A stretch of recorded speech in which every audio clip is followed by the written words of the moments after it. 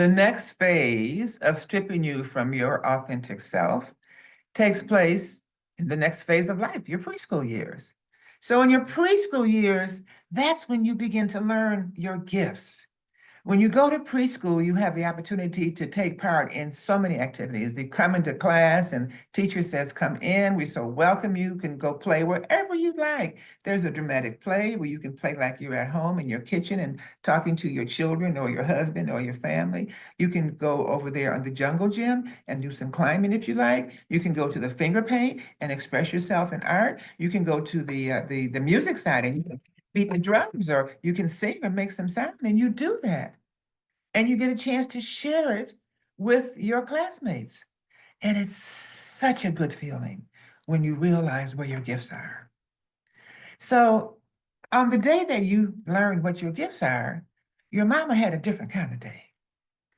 Now, I want you to think back on two of the absolutely most miserable days you have had at a workforce, in a work environment.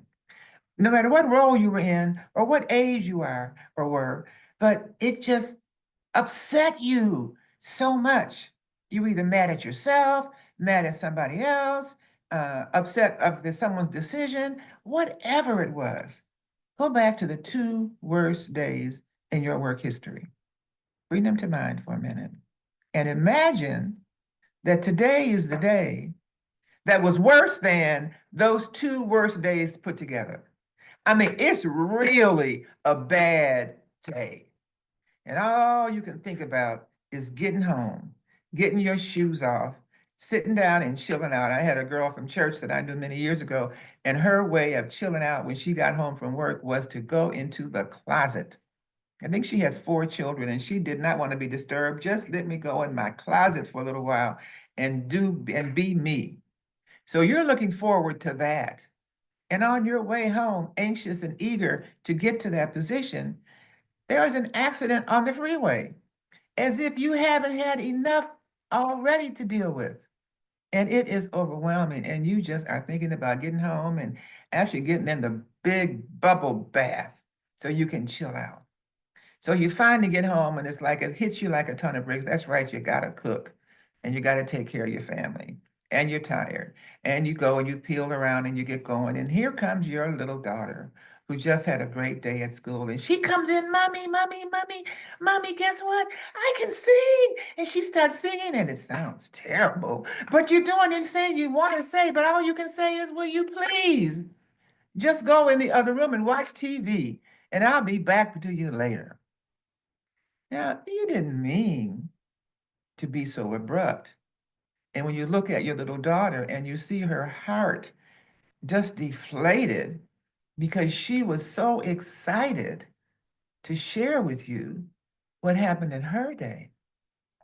And yet your role as a parent is to keep that high energy and to encourage them all the time. But it's so easy to forget. But the truth is that one little experience might be the one thing that was most memorable in that little girl's life that took her away from her authenticity. A little girl who may have had a phenomenal voice, but because on that one day, when mommy didn't support what the student said, she didn't believe in herself again. Well, not again, but she didn't believe in herself. And maybe that's happened to you when you were young. And now you understand it a little more. Now, I'm not trying to put any guilt trips on anybody, not at all, but just to get you to understand how big the little things are.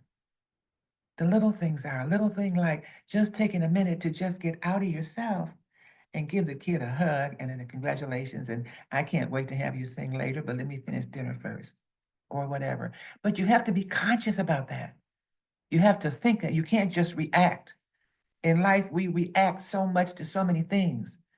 You have to go through life with a higher level of consciousness.